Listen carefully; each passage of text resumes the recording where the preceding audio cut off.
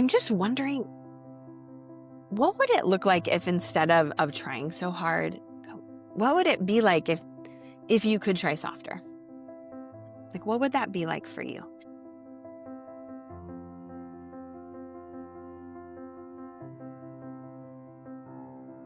Welcome to Permission Slips, a space for you to practice paying attention to your life with self-compassion and kindness, so you can experience the wholeness, purpose, and joy you were made for. I'm Jillian DeBritz, a life and leadership coach and a recovering perfectionist, learning alongside you how to give myself permission to be human. I literally could not be more excited. I'm feeling actually quite giddy to introduce today's guest, one of my dream podcast guests, author and therapist, Aundi Kolber. Aundi, thank you for being here with me today. You are so welcome. It is it's a joy. It's a joy to be with you. Well, we've already cried some tears. The second Aundi popped on the screen, I was a little overcome by the goodness of this gift to me. And so I want people to know who haven't heard about you and your work, who you are and what you do. So let me just share your bio. Aundi Kolber is a licensed professional counselor and the best-selling author of the critically acclaimed books, Try Softer. Let me just show people who are watching on YouTube. Try Softer, Strong Like Water, and Take What You Need. She has received additional training in her specialization of trauma and body-centered therapies and is passionate about the integration of faith and psychology. Aundi has appeared on Good Morning America, regularly speaks at national events, and is a frequent podcast guest. As a survivor of trauma, Aundi brings hard-won knowledge about the work of change, the power of redemption, and the beauty of experiencing God with us in our pain. You have lived this work. Yeah. Aundi, will you tell the people who are listening a little bit about your journey and really how you got into this work of not just therapy, but of sharing the message of your life with other people through writing and beyond? Yeah. Well, thank you. And as you mentioned, I feel so honored just to see how you received me as I logged on was really beautiful. And so thank you for that. And as you shared, I am a licensed professional counselor. I've been in the field. It's almost been 20 years. And my journey, a little bit about my journey is that I am a survivor of complex trauma from my childhood, and that resulted in complex PTSD. And part of where that came from is some really significant abuse throughout my childhood, particularly from my dad, but also, with both of my parents having pretty significant mental health issues, many areas of addiction. And so it created a lot of pain. And one of the things that was so difficult, I have 4 other siblings. I don't talk a lot about their stories just because it's theirs. But one of the ways that I learned to cope with some really overwhelming circumstances, and there were many ways, because that's the thing about complex trauma is that it's not simple. It's not one event. It's so many. It's like a mirror shattering, and there's just a lot of pieces to that. And so one of the ways that I learned to cope was I became really good at white-knuckling. I got really good at sort of bypassing my body, over functioning, achieving. I became also really good at attuning to people outside of myself. So not me, but really I could read the room.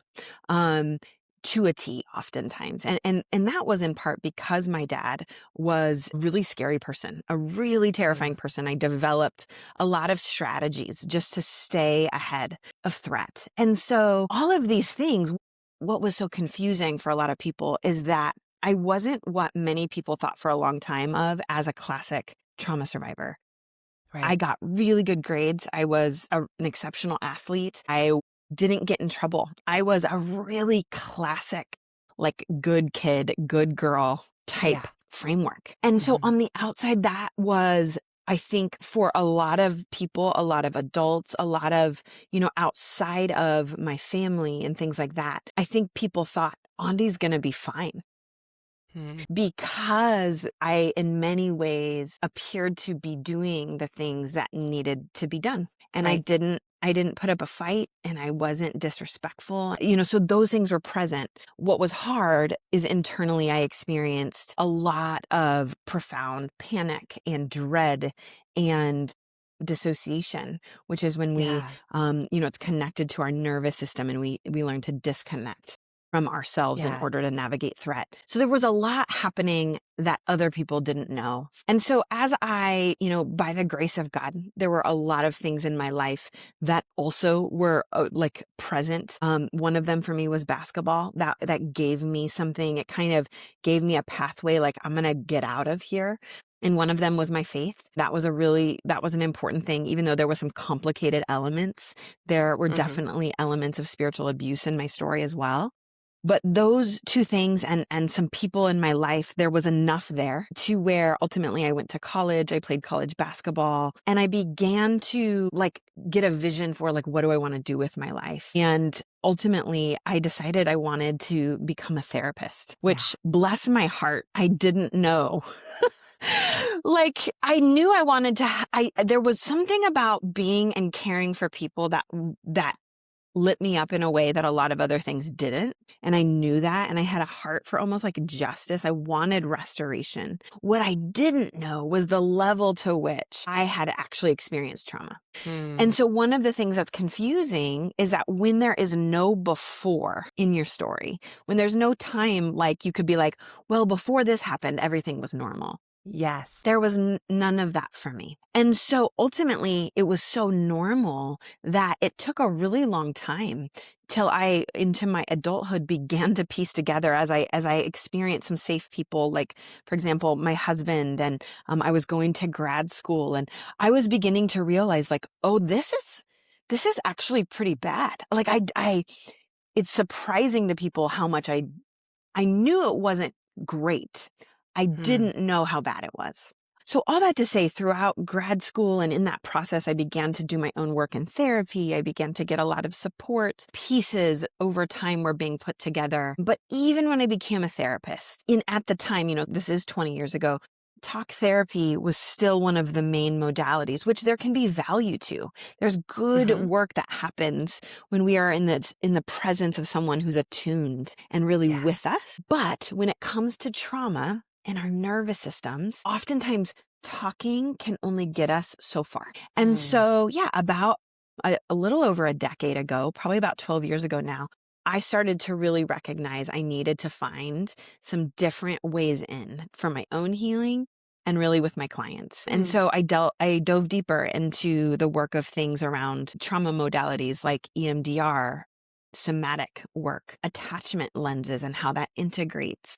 And how does that integrate with faith? And so, yeah, it was similar to that time I began to feel like almost an awakening, a calling, where I felt a sense of there's really good work that happens in therapy, but it's also not the place for me to share my story. Mhm. Not Right. not at length. It's not appropriate because therapy is really for the client. And Hmm. therapy is really need to be centered on the client unless and until there's something that a therapist might disclose that's really going to benefit that person. Sure. Sure.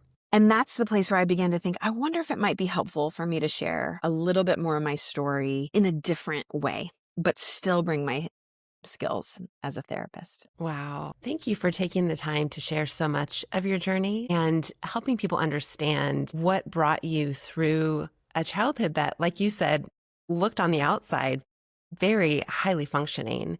And I wonder even for yourself how aware you were in your younger years and even through high school that you were white knuckling per se, or that you mentioned not understanding how bad things were until you looked back and started putting some of the pieces together.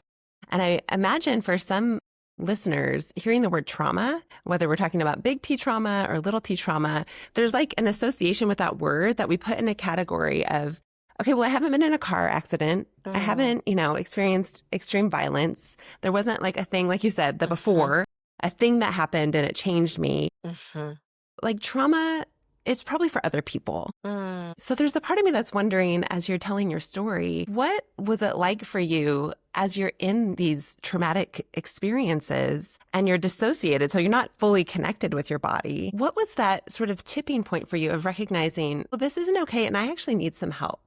Yeah. I mean, I think part of it was, I look back and I recognize that what I did feel is like this insatiable hunger or ache, Mm. and not necessarily hunger for food, but just like an ache, like and what I would use the words now, but this is not the language I would have had then, but a sense of like, where am I safe? Where can I rest? Right. And so temporarily, like I was a very successful athlete.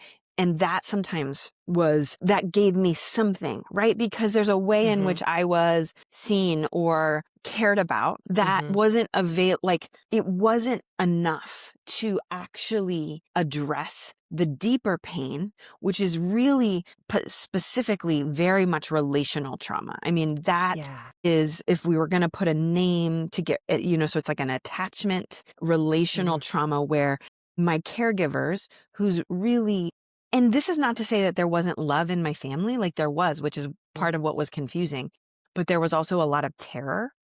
I was extremely overparentified as a child. I felt very What does that old. mean? Yeah. So it means like a disproportionate sense of responsibility placed upon a child. Yeah. Where a child feels like they need to take the role, someone who, like, of the parent, for example, and they are treated that way. It's not like there's no feedback around that to say, hey, that's not your job. I know you care and you want to help, but hey, we're the parents and this is not yours to carry. Yeah. Does that make sense? So that difference, I mean, it was so this is a systemic, right, within the family system. And not that didn't have consequences outside, but developmentally, kids have very specific needs, right? And so there are things that happened to me when I was young that if they had happened to me when I was 25, but I had a good amount of stability, if I had experienced enough of that good enough parenting, it may not have been traumatic. Because developmentally, what's happening in the nervous system of a young child who is literally designed to rely upon the more mature nervous systems of caregivers to actually help them co-regulate. That's part of the role of a parent. So the absence of that care in and of itself is big. But when those same people, or particularly for me, a person, my dad, is not only not able to provide that, but is actually the source of the trauma, the source of the pain, it creates internal templates that really interfere with the development of what it means to have a sense of self. Yeah. You do such an incredible job of simplifying very complex principles of attachment and development and how our nervous systems are designed to function in relationship with other people. And I so resonate with like an eerie amount of your story from, that I had never heard the term white-knuckling until I read Try Softer. And that sense of overachieving, high achievement, especially in sports. And my sport was volleyball. And that sense of on the outside, and even to myself, things appeared to be going really well. And for me, that disconnect that I couldn't even identify as anxiety of trying to strive and self-protect and make my way in the world through achievement and performance. I couldn't even identify that as a bad thing. Like it didn't even cross my mind that was, while very adaptive at the time, not sustainable or allowing me to be myself in the world. And so I remember reading Try Softer. It's so interesting what God was already stirring up in my life and story. And I had been through years and years of some deep pain, mental health implosions, 2 different times where I was wrestling with my sense of identity and who am I if I'm depressed and can't perform? And a lot of things around my achievement not being enough anymore. And about 6 years ago now, I was meeting with my spiritual director at the time, and in a season similar to what you described in the beginning of Try Softer, which I would love for you to talk about, where I was working so hard and I was exhausted and I felt like I was failing at everything. And I, through tears, said, something along those lines. Like, I am not doing anything well. I'm trying so hard and I'm failing my kids. I'm failing at my life. And she looked at me, and I've told this story before, but this was right before I started reading your book. It was about 7 months before I started reading Try Softer. She looked at me and she said, Jillian, what would it look like for you to practice gentleness toward yourself? And it was this moment where I sat back in my chair sort of in shock because I didn't know I was allowed to be gentle. I didn't know that self-compassion was an option. That felt like a cop-out. And so I'd love for you to talk about this part of your story that you mentioned in the very beginning of Try Softer, where that phrase, Try Softer, even came from. Yeah. Yeah.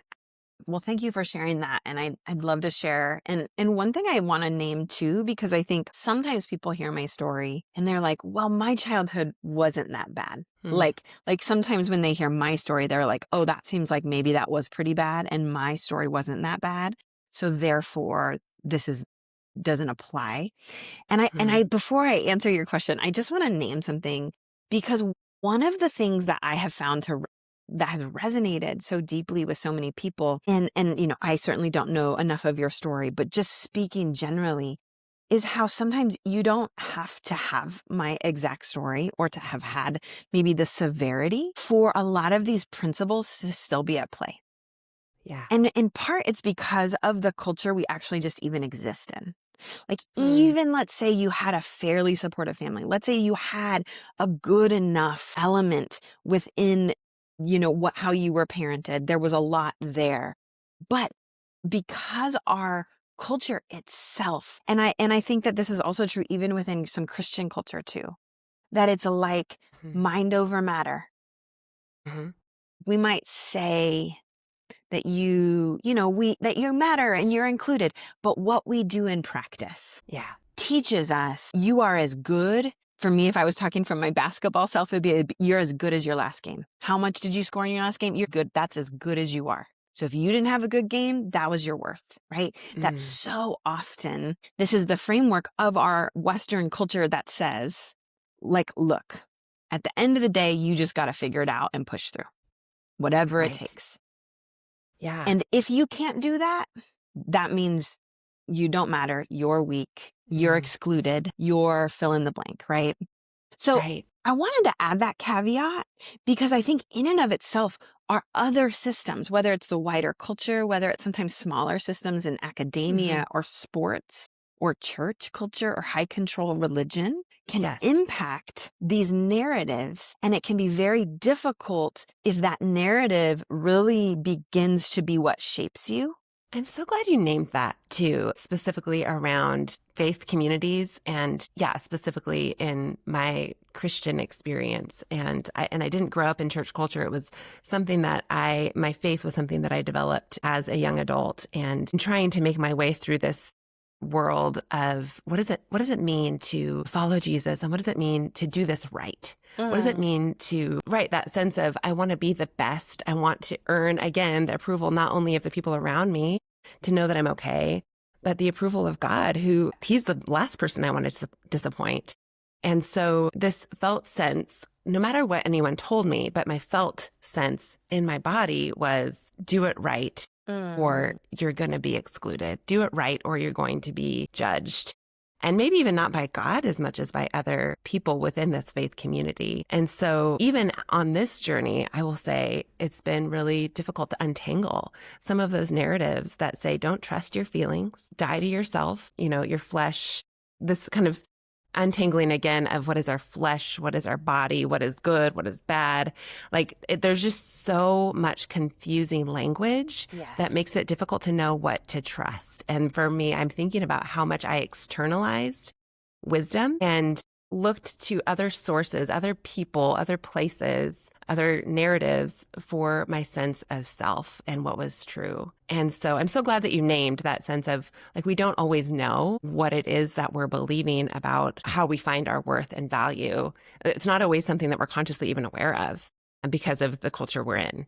So thanks for naming that. Yeah, absolutely. And I do want to get to your other question, but I do think that often this is the piece that people really resonate with, because a lot of people, again, there's a whole segment of folks who would be like, yeah, I still don't like, yes, I might have some little T traumas, but it's not based in like what your childhood was like, right? For like speaking Yeah. about me. Yeah. But what a lot of people really have resonated with was this reality. And still I have this profound drive, and still I have these patterns, and still I have this deep fear. And, part of what I want to connect about my story and what I think other people experience is that part of why people didn't realize that anything was wrong is because I was living into the cultural narrative and Mm. doing it really well. And that's, we won't even necessarily jump into my next other book, Strong Like Water, but that's where so much of my other book, I wanted to talk more about strength, because I was so classically quote unquote strong.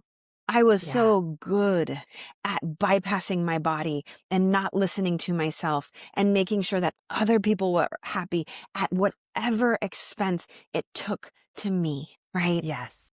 And so there Yes. was just these layers where it was like developmental, spiritual, psychological, physical. Every layer said, you have to push no matter what, which is why it has taken me. And maybe this might be a good way to actually address what you were asking about, which is, where did this phrase try softer come from? And where did some of that originate from? And, so I open up the book with a story about one of my old supervisors who I had graduated from seminary. I had already gotten my degree, but when you become a therapist, you are really essentially apprenticed into the work, which is Hmm. really good because Yeah. you need the guidance of, people who have more experience and wisdom, and because book knowledge does not always apply.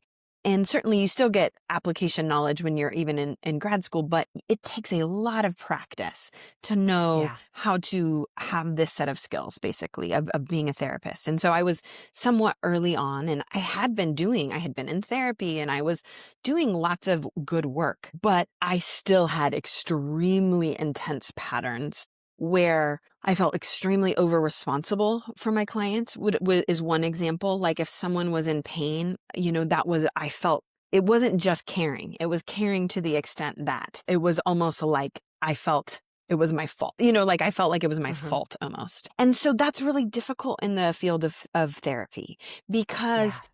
people are complex and people need to be able to have their own journey. And as a therapist, how I see my work is to sort of be a midwife. Like my Mm. work is to come alongside and to have skills and to have wisdom and training and to create the conditions. But it is the Mm. person themselves who has to do the work. We cannot do work for other people, and it actually invades their agency and their healing work, right? So Mm. so I had this amazing supervisor, and his name was John, and he was extremely wise and kind and attuned. And partly because of my history, I hadn't had a lot of men in my life that were what I would call safe. But John, in my nervous system, I experienced him as safe. Like I didn't even have those words at that time. I just felt Right. this sense of like, it's okay. I don't have to pretend. I can be honest with John. And so I was going through a particularly stressful season as I was, working with a lot of clients who were often had some really significant crisis going on, and which is Hmm. normal to feel some stress from that. But one day as we're doing supervision, I bring in some cases, and John says to me, Aundi, you are doing such a good job, and I'm so proud of you. Like you care about your clients, you're empathic. But he goes, I'm just wondering, what would it look like if instead of trying so hard, what would it be like if you could try softer? Hmm. Like, what would that be like for you? And, that moment, and I write about this in the book, and honestly, I talk about this story a good amount, partly just because it was one of those it was a light bulb moment. Right. I wish I could say that everything automatically changed after that. I had some parts of myself that were like, that sounds really good, John. Hmm. But who's going to Yeah, get everything done? Who's going to, you know what I mean? Like it wasn't just this automatic, like, totally. oh, of course, John, now I'll go try softer. Thank you. Yeah. Yes. Done forever. Um, Hmm. Instead, what it did is it created, like it planted something in me and it really shifted my trajectory. It made me probably Mm. similar to the story you said. It was kind of like, so like that's an option. Like I didn't even know people did that sort of. And what I would say is it took about the next, gosh, it was probably about the next 8 years of me, so John asked me the question, what would it look like to try softer? And in a way, a lot of my work is me answering the question. It's like, this is my framework. This is what I think it means to try softer. So because the words itself were so powerful, it gave me something to hold on to. And I'm so grateful to John. And sort of what I feel like I could sort of like take that baton and run with it is to say, let's create some scaffolding and some musculature to that. Hmm. And so that's what the book ultimately became. Yeah. Well, and I love how you are sharing the long, slow journey of transformation that, you know, you said this conversation happened and it took at least 8 years of practicing and building that infrastructure, that scaffolding for yourself first before you Yes. could offer that to other people. And I loved our conversation before we even started recording around the work that we have to do for ourselves, whether it's being in the work of therapy or coaching or speaking or writing or anytime we're leading other people in some way, which I would argue is most of us. Mm-hmm. We all have influence on others. But how important it is for us to do our own work and that work never ends. Yeah. So I love that you're offering the message to others that is also your own answer to the question, what does it look like to try softer? And would you let us into what it looks like for you to continue that work as you're like, people look to you as an expert, right? I Oh, remember reading Try Softer, and all of your books are so beautiful. And I will link in the show notes to all of them because every single one is a beautiful resource. And I will just say too, as a side note, I have clients and people who follow me on social media who do not consider themselves people of faith, who have really deeply resonated with your mm, writing and your message because of the gentleness with which you share even about the way that Jesus integrates in this journey, but that you offer such beautiful invitations for people to approach this work in a way that feels supportive to them. And so I want to make sure people have those resources. But you have been doing this work yourself and continue to do this work as you lead and share with others. So what does that look like for you now? Because it's not an arrival. That's what I'm hearing you say. yeah. And I experience for myself. It's not an arrival point. Okay, now I know how to be gentle or soft. What does it continue to look like for you? Yeah. Yeah. Thank you for saying that. I mean, something I've said through the years is that I sort of think of it like I don't graduate from trying softer. And I think about it that way, not because I don't think I have grown in my skillfulness, and not because I haven't experienced healing. Like for me, I know we were talking before about like I've been working on deep work on my latest manuscript, and I'm excited to talk about that more in the future. But like the undergirding of that, the book that I wrote, I could not have written that book 7 years ago. It would have terrified me to write the book that I just wrote. And partly because this has been the journey of my own trying softer and really trying softer, but also just all of the work, the deep work of wholeness, of integration. And for me, try softer is a beautiful pathway in. It's an inroad Mm-hmm. to do work. And part of that is, I use the language of compassionate attention Mm-hmm. in like simultaneous, like sort of, and like essentially that's what try softer means to me. Is that it is the work of compassionate attention toward ourselves, which Yeah. often allows us, for those, from the Christian tradition, I believe that's part of what allows us to love our neighbor as ourselves, to offer compassionate attention, is in part because we're experiencing it and participating. And in many ways, Yeah. that's we're actually receiving it from God, right? And Yes. hopefully, God Yes. willing, from other safe people in our life. So there's like this dynamic of reciprocity and movement and mutuality that actually fills us, right? So it's not just us in and of ourselves somehow, like if I'm using the words language ex nihilo, like creating compassionate attention. Like often Hmm. we need to receive that in order to give it and to offer it. Yeah. And then we can offer it to others and then others offer it to us. And it becomes this beautiful dance and like the compassion itself is sort of a fuel that allows Mm. us the witness, the attentiveness, all of those are fuel. Yes. And to me, that's the thing that I'm saying. That's what I'm not graduating from. That I Hmm. always believe that my body and my spirit and my personhood is worthy of compassionate attention from myself, from my God, from people in my life. I will never graduate from needing that. Mm. And I love that. Yeah. What a beautiful gift to yourself to know that this is a journey that I will always be on to practice receiving compassion from God, from others, so that I can offer it to myself and others. What a gift to know that, like, I don't have to get this right. I don't have to white knuckle my way to compassion, right? Yeah. Which you and I would both probably tend to think this is something I need to try hard Mm. at. It's so deeply wired in my neural pathways that I need to work really hard to learn how to be compassionate, how to pay attention to my own life and my own body and my own story.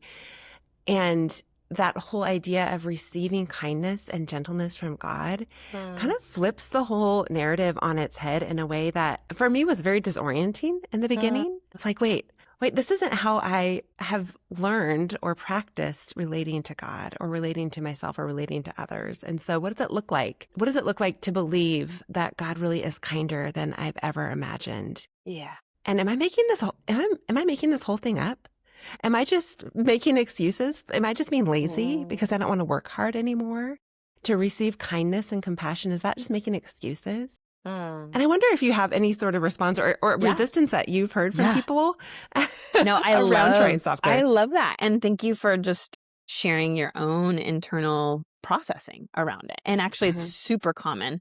It's certainly been, I think, part of my own journey too. And so I want to say a couple things. First, to what you were saying around, flipping it on its head and experiencing God. And I want to acknowledge not everybody experiences God that way. This is why Yeah. I often say, like, gosh, people have had experiences where faith has been weaponized against them. And when that happens, that path that we of maybe experiencing God as safe can get complicated or might not be accessible. Now, for me as a person of faith, that doesn't mean I don't believe God is safe. But that doesn't mean we are experiencing God that way. And that's worthy of honor. God honors our pacing. God knows we are dust. God knows we are fragile. God designed our nervous systems. If God Mm. designed our nervous systems to be able to only hold so much capacity at a time, then God knows that we have to return to safety or repair something in the way and at the pace that we can actually metabolize. Yeah.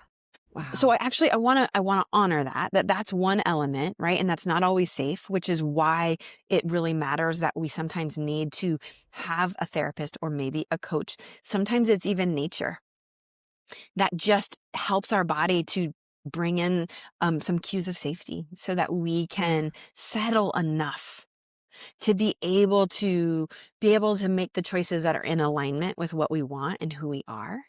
Yeah. But ultimately, for me, the framework stands. The framework is this, that we work from love Mm. and not for it. And to me, honestly, this is what continues. It's a tether for me to my faith. Because I think it is easy. There's many ways in the world in which basically the narrative is prove that you get to be here. Prove it first. Right? Yeah. And certainly we want to take that in context with, like, if we've lost trust with someone, we might need to rebuild it. Like, there are Sure. contexts for that. But for Yeah. our value, for me, the Christian faith, like that we are made in the image of God, that there is something innately valuable and lovable about us, to me is so deeply potent Because Mm-hmm. really what we're talking about is attachment work. And a Yeah. lot of what we're talking about is attachment wounding. Like if I Mm, have to prove myself to matter and to be included, that's attachment pain. So what if I could yeah. first rest in the knowledge of the safety that I'm not here to prove? And that actually enables me. That's actually part of the fuel that allows me to show up in the world most authentically and most aligned. Man, And that's hard work. it is hard work. It's deep work. And this is again where when I say I don't graduate, because it's more of a practice than an arrival. Yeah. Like, I oh, love I'm that. practicing my secure attachment. I'm practicing the knowledge Yeah. that I have, like, I am loved and I am enough as I am, regardless of what I've Yeah. done. I love that you use that language of practicing, especially for athletes. But for any of us who have learned a new skill, we know what it means to practice, to repeat something over and over again until it becomes second nature. So I wonder if you could break that down for us a little bit more practically. What does it look like to practice resting in the truth that we work from love, not for it? Yeah.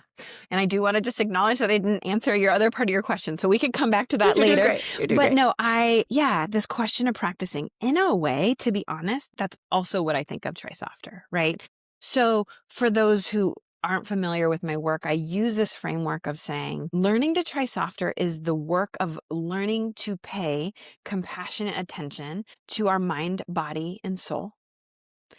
And in doing that, I think one of the things that anchors us in that is I often use the framework of what's called the window of tolerance. And that's from the work of Dr. Dan Siegel. And this to me is really just an important element. It's in many ways, it's oversimplifies our body, but for acknowledging the fact that we are embodied, I think it really Mm-hmm. matters. And so the idea being when we're practicing, we're recognizing that if you have areas of pain in your story where it's hard not to overfunction, it's hard not to feel like you are being judged constantly on what you do, all these things, the pain of that can take us out of that window, meaning, so Mm-hmm. that window of tolerance is a range of arousal in which we can feel our feelings or have an experience or process something, and our full brain and body stay online.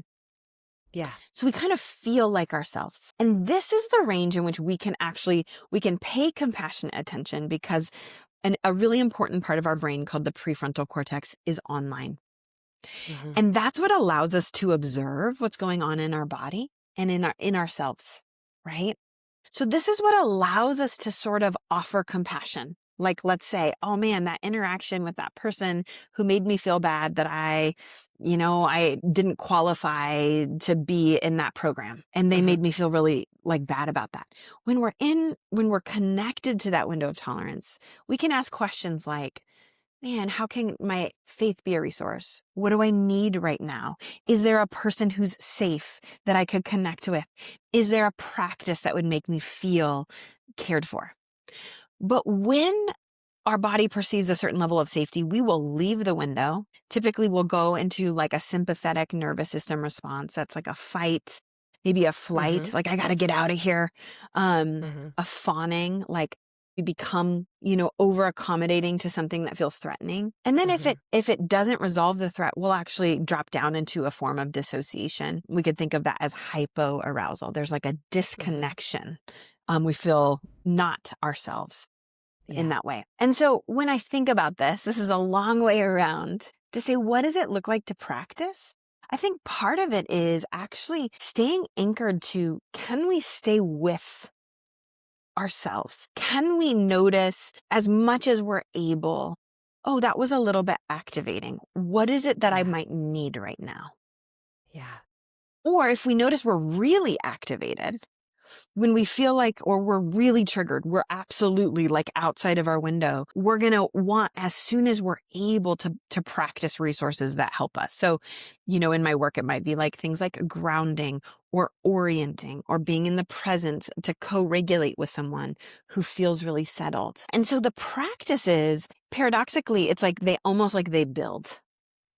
Not from a place like you're more valuable, but because our nervous system, we can't think ourselves out of. that stress response. And so to practice this work means we bring our bodies with us. And we sort of ask, how might I steward the care that God has for me? What might that look like? How can we make that like smaller so that we're not just theoretically talking about it? Yeah. Is it making sure that you ate your breakfast? You deserve to be nourished. Is it making sure that you're not spending more time than your body can manage in the presence of someone who makes you feel small and ashamed? Is it making sure that you're not overcommitting to things that completely deplete you? Is it making sure that your behaviors and your actions, to the best of your ability, are congruent? Right? So here's all these ways that become more and more possible to us as we practice. I love the specificity of some of those examples of what it looks like to not try to think our way into trying softer, into self-compassion, but to practice bringing what we know to be true into our embodied, lived, felt experience. And I just, again, want to point people to all of your books have such practical resources, and, follow Aundi online. I'll link all of her stuff in the show notes because you do provide very practical resources that, again, seems so simple in some ways. Like, what does it mean to pay attention to your body and your hunger cues? It seems simple, but it's anything but easy because we live in a distracted world and we have trained ourselves to disconnect from ourselves and others. Yeah.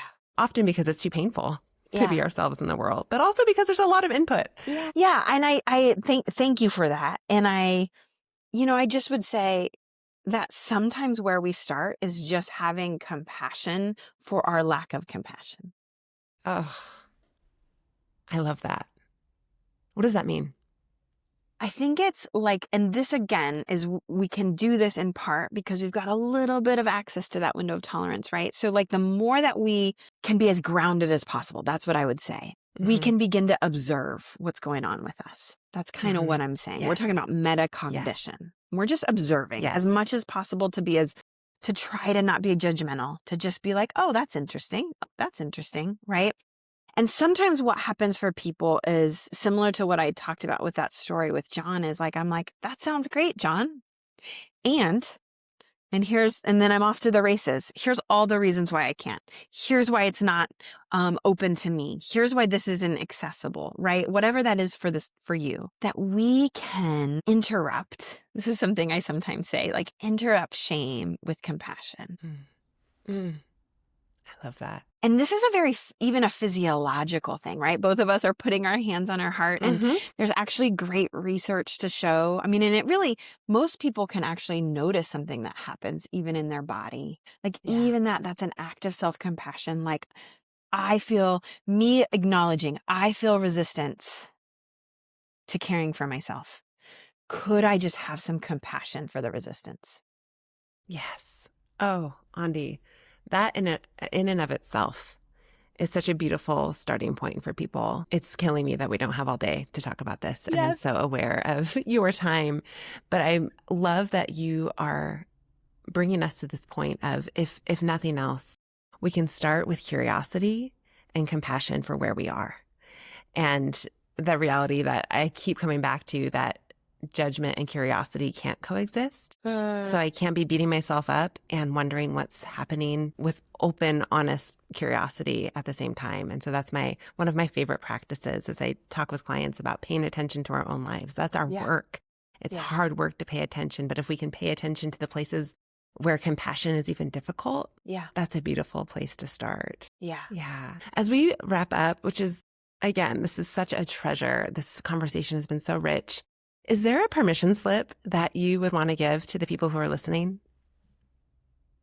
Yeah. I mean, I think what I would say is that one of the things that comes up, particularly just this time in the world, like I think there's a lot of intensity in the world. And I think one of the things that can feel confusing is when it feels like we need to not almost like acknowledge that. Like it's kind of like, I think of it as its own form of white knuckling. It's like, put on a brave face because, do you know what I'm saying? Like there's this way. And so to me, it might sound paradoxical, but I think sometimes for those who have maybe for a lot of their life have just pushed through, what I might just say is that it feels hard because it is hard.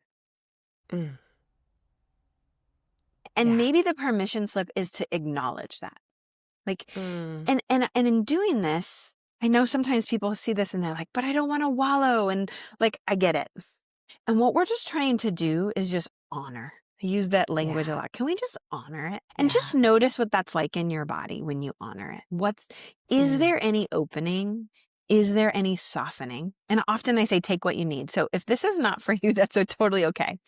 If you are one of those classic people, like who often it's common to just be like, your armor is acting like everything's fine and you have to just keep going. What would it be like just to acknowledge reality? And does that give you any space to just give yourself a little bit of compassion? Does that open up anything in you? When you can recognize that maybe there's a reason you're tired.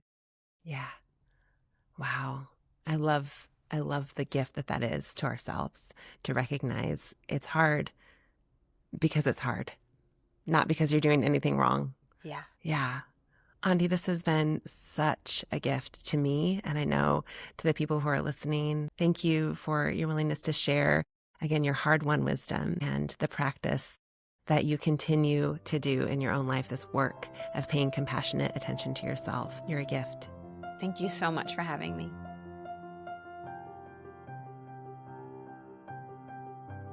Thanks for listening to this episode of Permission Slips. I hope this conversation will give you permission to consider what it might look like for you to try softer. And if you're looking for resources that will help you ground yourself, please do check out Aundi's work. You can find the links to her books in the show notes. Remember, your life matters. And so does the practice of paying compassionate attention to yourself. More than you know.